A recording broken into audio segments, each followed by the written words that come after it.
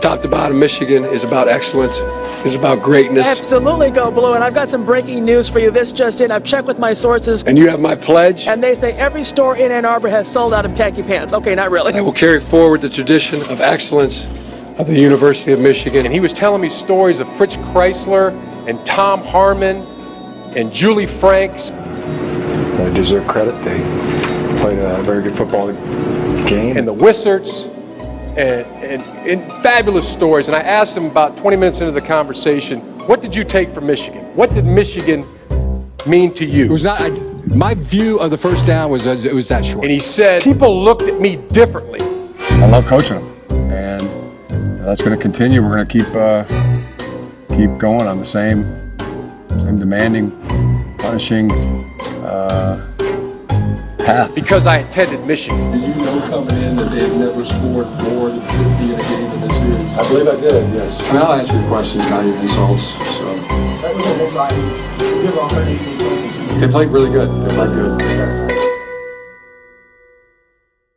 So we've arrived at part 4 of this series, and this will be the final chapter. If for whatever reason you've missed the previous 3 episodes in this series, I'll go ahead and link that playlist at the end of this video. It includes the full downfall of Michigan football start to finish, the downfall of Michigan football versus Michigan State, and the downfall of Michigan football versus Ohio State. It's been a great series, man. At the time of recording this, we have 65,000 collective views on it, so I hope you've enjoyed watching it as much as I've enjoyed making it. Today we wrap it up with the downfall of Michigan football, the Jim Harbaugh era. But before we do that, I wanted to ask you what you think Michigan's record is going to be in the 2021-2022 season. Our schedule is on the screen now. If you'd like to, go ahead and let me know which games you think we're going to win and which games you think we're going to lose. I personally think it'll be fun to look back on that at the end of the season to see who is the wisest of the watchers. Now, obviously we know his story well as the Michigan coach, so I won't bore you with the things you are already aware of. I want to discuss why I think Jim's tenure hasn't worked out with the Wolverines, and I'd love to hear what you think as well, why you think he hasn't met set expectations. Do you agree with me? Do you disagree with me? Let me know after the video. For me, it starts with the hiring and lack of firing of help. There's a lot of reasons why there have been shortcomings,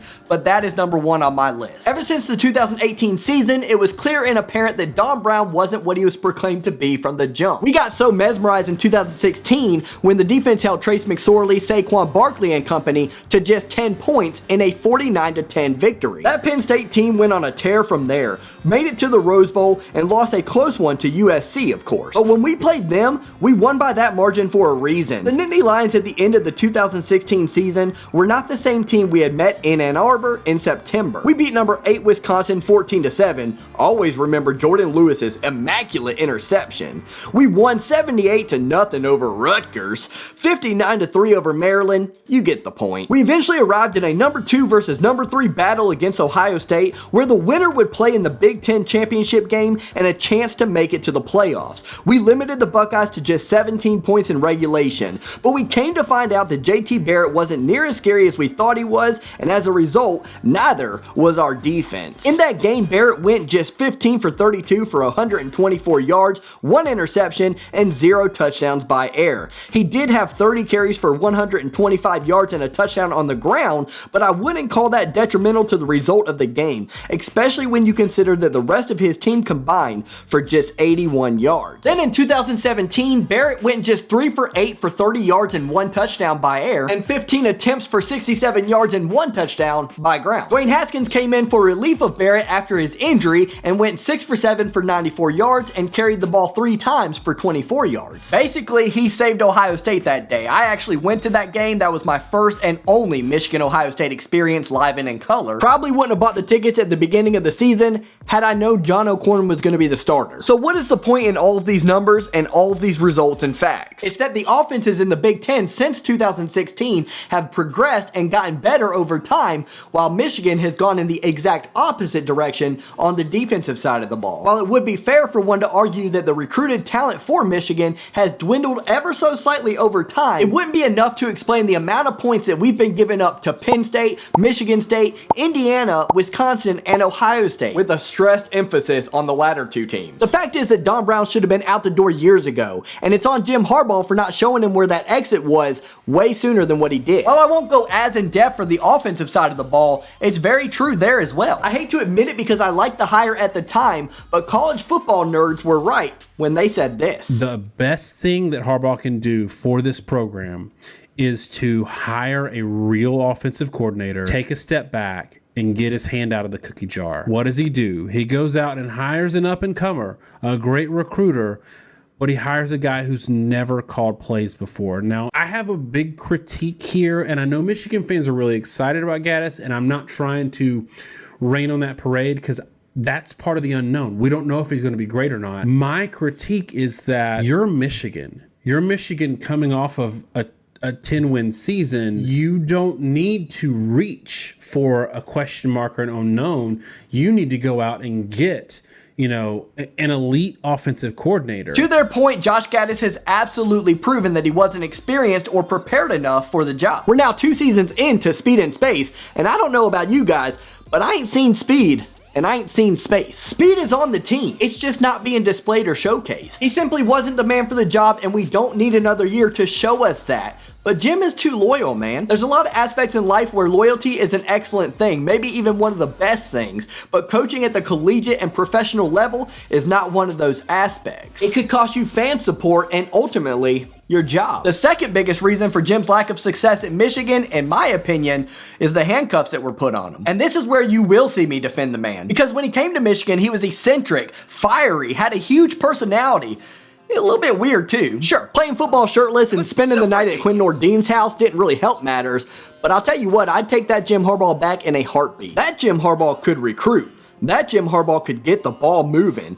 That Jim Harbaugh could get Michigan back to where it belongs. Then there's a whole satellite camps ordeal where SEC coaches were petrified of Jim Harbaugh's work ethic to the point where they just wanted to sit in their cozy little warm weather city offices and let the recruits come to them. Why should Harbaugh be allowed to work his butt off and recruit in their neck of the woods? Why should recruits get to see what a northern school has to offer that may, or may not, but play along with me here, be a better choice for them personally? That's gotta be against the rules, said the SEC coaches as they shovel money into bags and deliver them to 5-star recruit households. A lot of people are saying that Jim Harbaugh lost his fire, lost his flair. Shoot, I even referenced it in my last downfall video. But then I sat back and reflected on that statement. Did he actually lose it, or was it taken from him? And if it was taken from him, should he take it back? Whatever the case, since we're sticking around with Jim Harbaugh as our head coach, we need that guy back, and those guys, Don Brown, Josh Gaddis, and others, gone. One down, more to go after the firing, finally, of Brown. For the defensive side of the ball, I wanted to hire an SEC coordinator with proven success against top-tier competition. I wanted to study their body of work and see how they performed against the best of the best. Really study their approach and how they coach up their players. I felt like this hire could be the difference between more trips to Struggle City or being back where we belong in Wintersville. Instead, we went with Baltimore's linebacker coach in Mike McDonald, who has no true experience of calling plays as a defensive coordinator. While I like that he's young and amped and charged up and ready to go, I also thought the same thing about Josh Gaddis, and look where that has gotten us at this point. This is a do or die season for Jim Harbaugh. This is a risk, to say the least. Sometimes risks pay off, but most times, especially if you're Michigan, they don't. For the offensive side of the ball, I'd like to see Josh Gaddis go and us actually utilize our speed and quickness. Maybe get a guy from the Big 12 or the Pac-12. Someone who knows how to air it out to then create running lanes because the defense is adjusting to the pass. Just like Ohio State does. Just like Oklahoma does. Listen, it's not that difficult. Success leaves clues, and we need to follow those clues. Don't ask me for names. Don't ask me who I would hire. Just don't ask me. I'm just out here on YouTube making videos, man. I'll leave that for the people whose job it is. I can tell them all I want with my platform where I think they should look, but I'm gonna guess they can't see this. Or won't see this. Oh well, I tried. I'm wasting my breath anyways, as it appears they're gonna stick with Gaddis for the foreseeable future, which by my count will be at the end of next season if we don't get our heads out of our ass. And the third reason why I think Jim Harbaugh has not succeeded with the Wolverines kind of goes hand in hand with reason number 2, and that is I think he's lost his team. Now don't get me wrong, he is the coach. He is the head honcho and he has the say of things at the end of the day. But I do think personally that the best thing he could do right now is call a team meeting and just be transparent and say, guys, we're obviously not where we want to be right now, but that can change and I'm still devoted to winning championships. And I know you are too. So instead of whining about it and complaining about it and going at each other over all of this, I suggest that we instead collectively get together and figure this out as a team, as a unit.